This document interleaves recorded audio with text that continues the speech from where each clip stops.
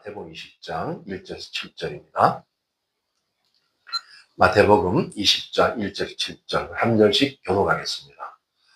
천국은 마치 품꾼을 얻어 포도원에 들여보내려고 이른 아침에 나간 집주인과 같으니 그가 하루 한 데나리온씩 품꾼들과 약속하여 포도원에 들여보내고 제3시에 나가보니 장터에 놀고 있는 사람들이 또 있는지라. 그들에게 이르되 너희도 포도원에 들어가라. 내가 너에게 상당하게 주리라 하니 그들이 가고 제6시와 제9시에 또 나가 그와 같이 하고 제11시에도 나가보니 서 있는 사람들이 또 있는지라. 다같이 이르되 너희는 어찌하여 종일토록 놀고 여기 서 있느냐. 이르되 우리를 품꾼으로 쓰는 이가 없음이니이다. 이르되 너희도 포도원에 들어가라 하니라. 아멘. 오늘 마태복음 강의 이제 29번째 시간입니다. 왕의 약속 이런 제목으로 하는 말씀을 선포하겠습니다. 오늘 20장의 첫 부분에는 유명한 천국의 포도원의 그 품꾼 비유가 나옵니다. 우리는 사실 천국의 품꾼, 일꾼으로서 부름받았던 그런 자라는 사실. 오늘 이 비유를 통해서 우리에게 이제 적용해 볼 그런 말씀입니다. 우리가 언제 어떤 시점에서 주님께 부르심을 받았든지 그때부터 열심히 땀 흘리고 천국을 위해서 이제 일하는 일꾼이 되어야 된다는 거죠. 왜냐하면 우리의 모든 수고에는 반드시 주님의 보상이 따르기 때문입니다. 우리가 유업을 누리고 영원한 천국에서 삶을 사는 것은 지금 우리의 이런 주님 안에서의 그런 흘린 땀과 그런 우리의 수고의 결과라고 할 수 있죠. 그래서 오늘 주님은 우리의 수고에 대해서 어떤 보상을 하시는가, 또 거기에 대한 천국의 이 가치관들이 쭉 나와 있습니다. 이제 여기 보면 제3시서부터 시작해가지고 제6시, 9시, 그 다음에 제11시인데 이걸 우리 이제 시간으로 환산하면 유대 시간은 우리가 시간이 좀 틀린데 거기다 6을 더하면은 우리 시간이 됩니다. 그래서 주님이 이제 각자 부르시는데 시간별로 부르세요. 그래서 오전 9시, 12시, 오후 3시, 그리고 이제 마지막 오후 5시. 6시면 이제 해가 끝나기 때문에 이렇게 해서 이제 불렀는데 그 부름의 시간은 다 다르다는 거죠. 우리가 어느 시간에 부름을 받았든지 그때부터 우리는 그 천국의 소망을 가지고 열심히 이제 삶을 살아내는 겁니다. 이에 대한 이제 그 대가를 우리 주님께서 마지막 저녁 때 했을 때 8절부터 쭉 16절까지 나와 있는데 한번 제가 읽어드리겠습니다. 저물매 포도원 주인이 청지기에게 이르되 품꾼들을 불러 나중 온 자로부터 시작하여 먼저 온 자까지 삭을 주라니 제11시에 온 자들이 와서 한 데나리온씩을 받거늘 먼저 온 자들이 와서 더 받을 줄을 알았더니 저희도 한 데나리온씩 받은지라. 받은 후 집주인을 원망하여 이르되 나중 온 이 사람들은 1시간밖에 일하지 아니하였거늘 그들을 종일 수고하며 더위를 견딘 우리와 같게 하였나이다.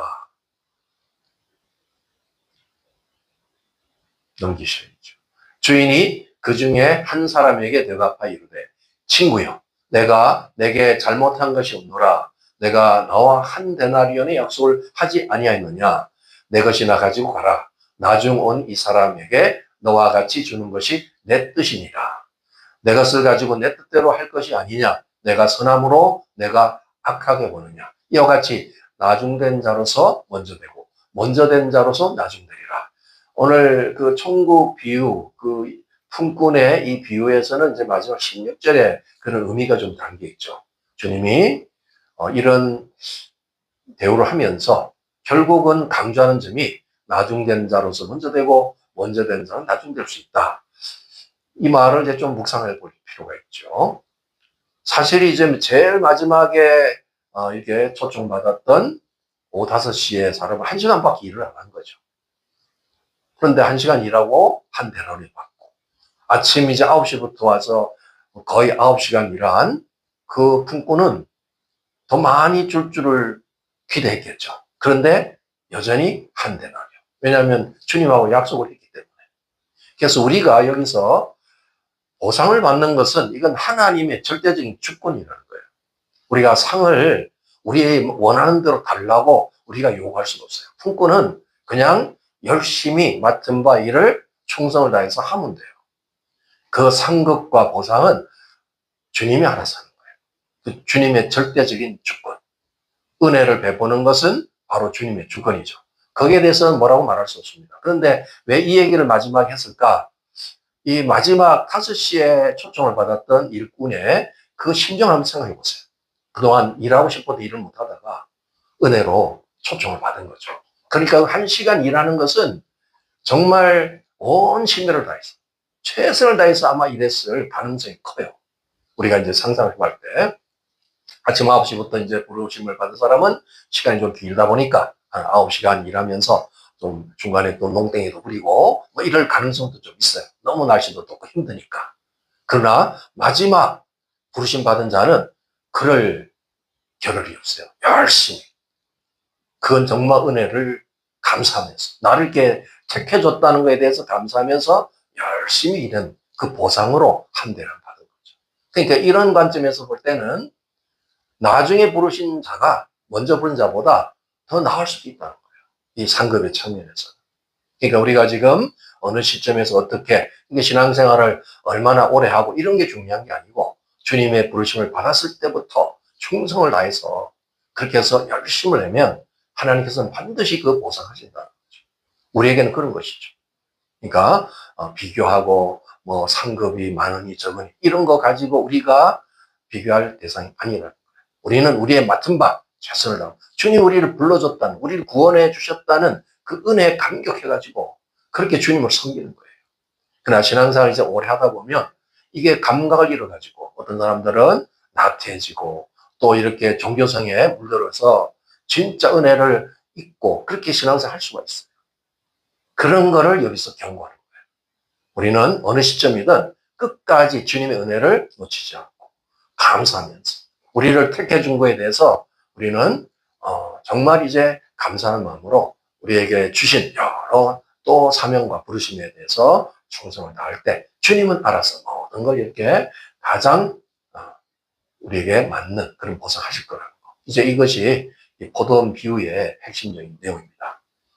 이제 주님께서 17절부터 19절까지 그 많은 공생의 사역을 하면서 지금 여러 또 하늘나라의 교훈도 가르치시고 그러면서도 예수님은 반드시 자신이 이 공생에 이 땅에 오신 목적을 잃어버리지 않았죠. 이제 마지막 모든 일, 하나님 나라의 복음을 전하고 또 능력을 나타내고 하나님이 살아계시고 또 우리를 인도하시는 그런 위대한 그런 전능자라는 사실을 다 증언하면서도 자신이 가야 될 길에 대해서 이게 사명의 길이죠. 그래서 예수님의 그 십자가 죽음을 다시 또 예고합니다. 그리고 죽음으로 끝나는 게 아니라 이제 모든 걸 완성하는 3일 후에 그 부활에 대해서 또 예고하죠. 그래서 언제나 예수님은 그 심령 속에 그가 이루어야 될 마지막 가장 중요한 그 목적, 바로 공생애를 살면서 이루어야 될 그 주님의 죽음과 부활에 대해서 그거를 강조하고 또 그것을 잊지 않도록 제자들, 그 다른 무리에게 계속 예고하고 있는 것입니다. 이제 20절 이후에 보면 거기에 그 당시 예수님 당시에 이제 이 치맛바람이 한번 불었습니다. 이 세베대의 아들의 어머니가 이제 등장해요. 세베대 아들 그러니까 좀 우리가 생소하지만 바로 나중에 예수님의 수제자 되는 요한과 야고보, 베드로까지 해서 3대 수제자가 있죠. 근데 이제 이 어머니가 치맛바람을 이렇게 사용해가지고 청탁합니다. 예수님. 뭔가 이제 봤죠. 예수님 따라보니까, 예수님은 이제 위대한 메시아고, 그 하나님 나라가 완성되고 이루어질 때, 이제 크게 한 자리 하고 싶은 마음이 있어가지고, 이제 이렇게 요구했던 것이죠. 그래서 우리 아들 둘이를 하나는, 우측, 하나는 좌측에 이렇게 좀 세워주세요. 이러면서. 옛날만 하자면 우의정, 좌의정 삼어달라. 그 말이죠. 이렇게 했는데, 예수님이 이제 이 얘기를 듣고 또 반문합니다. 내가 지어야 될 짐을, 그런 잔을 마실 수 있겠느냐. 그 고난을 너도 마시겠냐. 그럴 때 그게 뭔지 모르고 그렇다고 하죠. 그러니까 다른 제자들이 이제 선수를 뺏겨가지고, 이건 먼저 자기가 이 청탁을 해야 되는데, 이러면서 이제 그 내면에 있는 이런 모든 욕심들, 탐욕이 다 드러나는. 예수님이 이걸 정확하게 보고 계시죠. 그러면서 이제 결론 부분에 지금 25절부터 교훈하시는 거예요. 예수님께서는 어떤 이제 대화를 많이 하시고 질문도 받으시고 하는데, 항상 결론은 하늘나라의 교훈으로, 우리에게 가장 중요한 하늘나라의 가치관을 가르쳐 주시죠. 그래서 예수님의 그 말씀은 하나하나가 다 그렇게 은혜가 되고 우리에게 깊은 교훈을 주시는 거예요. 25절부터 한번 한 절씩 같이 읽겠습니다. 시작. 예수께서 제자들을 불러다가 이르시되 이방인의 집권자들이 그들을 임의로 주관하고 거관들이 그들에게 권세를 부르는 줄을 너희가 알거니와 너희 중에는 그렇지 않아야 하느니 너희 중에 누구든지 크고자 하는 자는 너희를 섬기는 자가 되고 너희 중에 누구든지 으뜸이 되고자 하는 자는 너희의 종이 되어야 하리라. 인자가 온 것은 섬김을 받으려 함이 아니라 도리어 섬기려 하고 자기 목숨을 많은 사람의 대성물로 주려 함이니라. 우리 예수님이 이 사건을 통해서 한번 정리를 다 해주시고 천국은 어떤 곳인가, 천국의 으뜸은 어떤 자들인가를 말씀하시면서 그걸 손수 이 땅에서 예수님 자신이 실천하시면서 오늘 28절이 참 위대한 증언이시잖아요.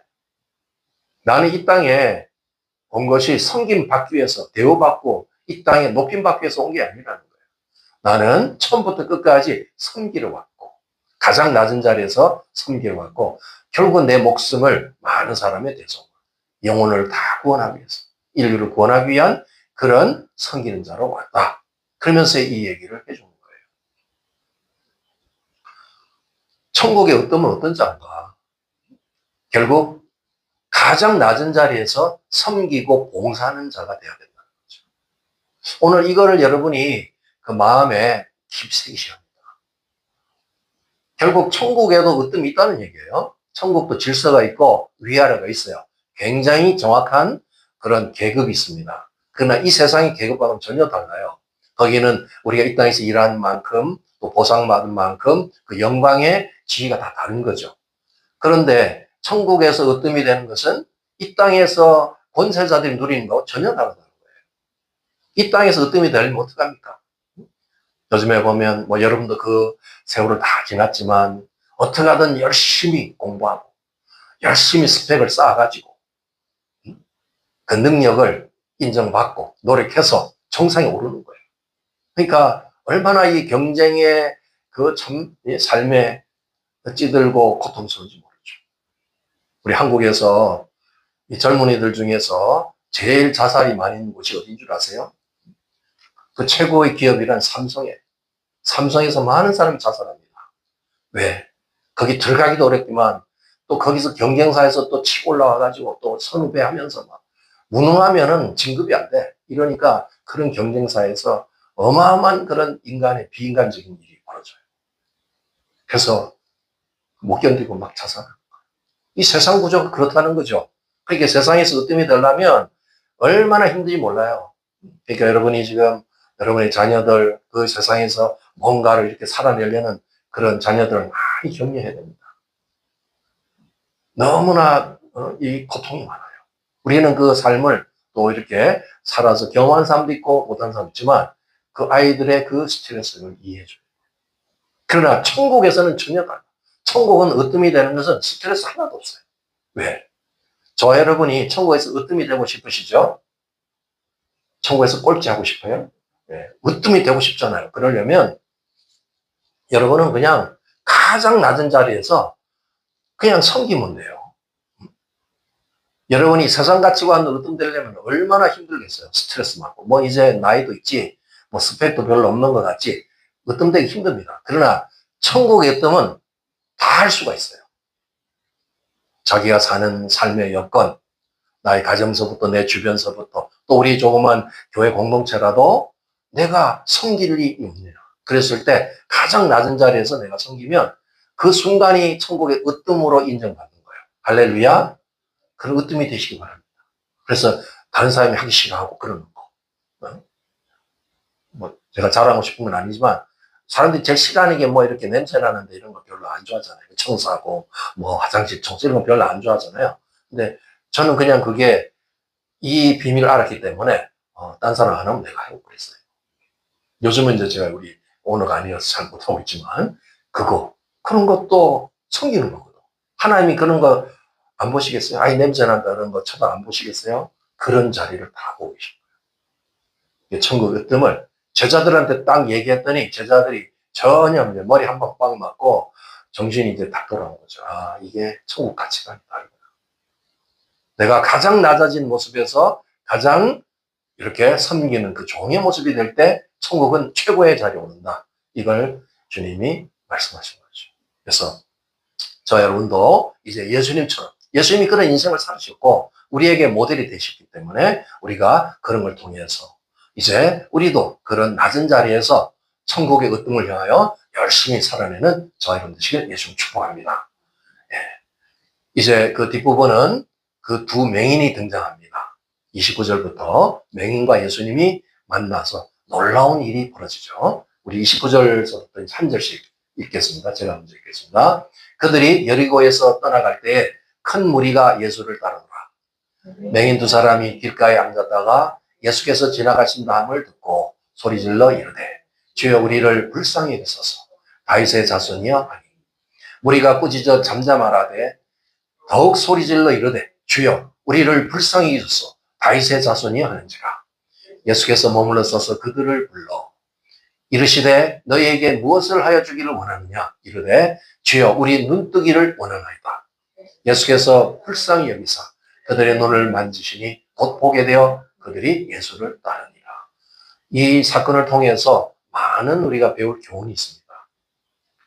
두 맹인이 예수님을 만나는데 거기에 지금 청중들이 여러 모습으로 따라와요.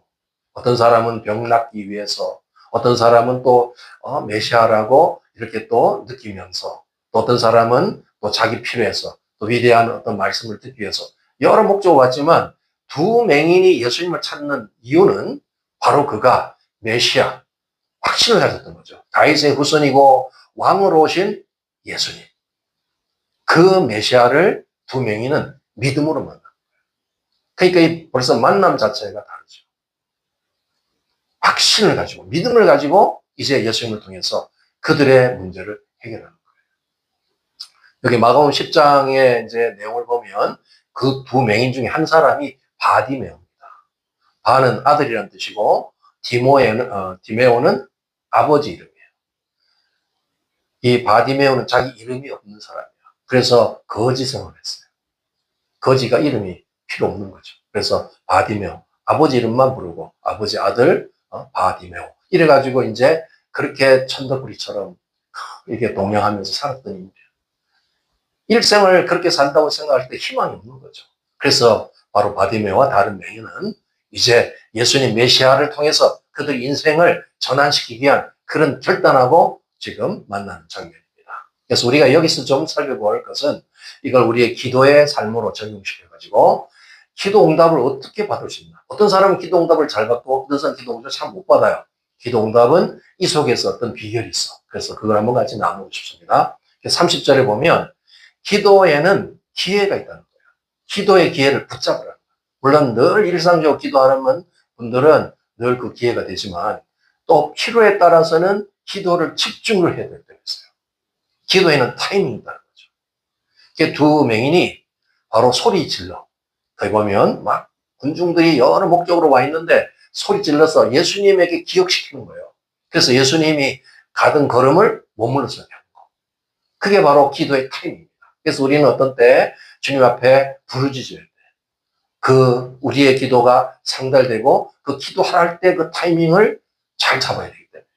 그래서 여러분이 어떤 때는 막 감동을 줘요. 성령님이 어떤 기도를 하라고, 또 어떤 때는 작정 기도 하라고, 이런 감동이 있을 때는 그 타이밍을 놓치면 안 됩니다. 왜냐하면 그 기도의 귀한 기회를 통해서 하나님이 뭔가 하실 일이 있어요. 응답해 줄 일이 있어. 그래서 기도하라고. 그런 기도가 우리에게 계속해서 주어지길 바랍니다. 그러나 이런 기도는 방해물이 있어. 장애물이 있다는 거죠.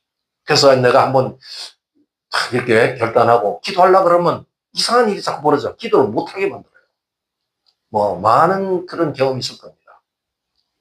평소에 기도가 쉽게 되는 것 같은데 기도를 내가 작정하면 뭔 일이 자꾸 생겨. 없던 일도 생기고 뭐 이상한 또 뭐 필요 없는 이런 만남이 생기고 막 일이 생기고 막 그래요. 그러면 기도가 푹 죽어버려요. 그럴 때 기도의 장애물을 그러더라도 끌고 나가야 돼요. 그걸 극복해야 돼요. 지금 이제 이 두 맹인이 바로 그런 태도죠. 청중들이 생각할 때는 두 맹인이 지금 예수님의 지금 이 사역을 방해한다고 생각했어요. 왜냐하면 예수님이 지금 천국 말씀도 가르치고 거기에 막 능력 역사를 하고 병을 고치시고 또 이렇게 귀신을 쫓아내고 막 이런 지금 사역을 하는데 방해한다고 생각해서 이 두 맹인이 막 소리치는 거를 제지한 거예요. 시끄럽다, 조용히 하라고 해야 됐던 거죠. 그런데 거기서 움츠하지 않고 더 큰 소리를 낼 거예요. 뭐 그러나 말거나 뭐. 나는 지금 예수님을 만나야 된다는 그 간절한 그 마음으로 더 크게 소리를 질렀다는 것은 방해가 있을 때, 기도를 못하게 방해할 때는 더 그것을 극복해 나가야 된다. 그래서 이들이 외친 이 두 외마디, 이 단문의 기도가 어마어마한 영향을 줘서 오늘 이 시대에 영성에 아주 귀한 그런 메시지가 됐어요. 저 두 맹인이 시작한 저 기도가 바로 예수 기도입니다.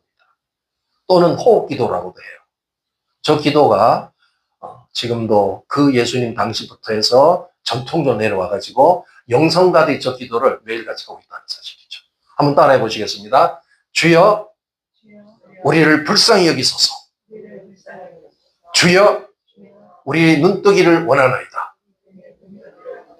주여는 똑같고 우리 예수님이시니까 그 뒤에 있는 저 단문은 자기 필요를 바꿔서 넣는 거예요.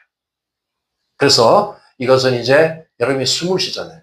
호흡할 때, 숨을 들이쉬고 내쉴 때, 숨 안 쉬고 사는 사람 없잖아. 그러니까 여러분 숨 쉴 때 주여, 들이쉴 때 주여, 내쉴 때 불쌍히 여기소서. 이렇게 하는 거예요. 그러면 외마디로 기도를 그죠? 주여, 들이쉬고 눈뜨기 원합니다. 이런 식으로. 여러분 뭐가 필요가 있을 때 그렇게 해서 거기다 대입시키라는 거죠. 또 여러분 이제 길을 갈 때도 멍하고 가지 말고, 멍하다가 막 넘어져요. 그러지 말고 왼발, 오른발. 왼발 딱 나갈 때 주여, 오른발 나갈 때 불쌍히 여기소서. 주여, 불쌍히 여기소서. 주여. 그러면은 씩씩하게 걸으면서 크게 기도가 돼요. 그 기도를 통해서 주님하고 교제하는 거예요.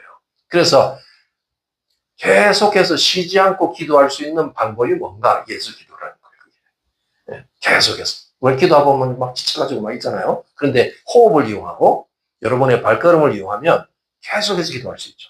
저걸 두 맹인이 아주 탁월한 방법으로 기도를 시작한 거예요. 그거는 자신을 알아달라고 한 거죠. 그래서 그 모든 장애물을 딛고 그 외마디 기도를 이제 들은 것이에요.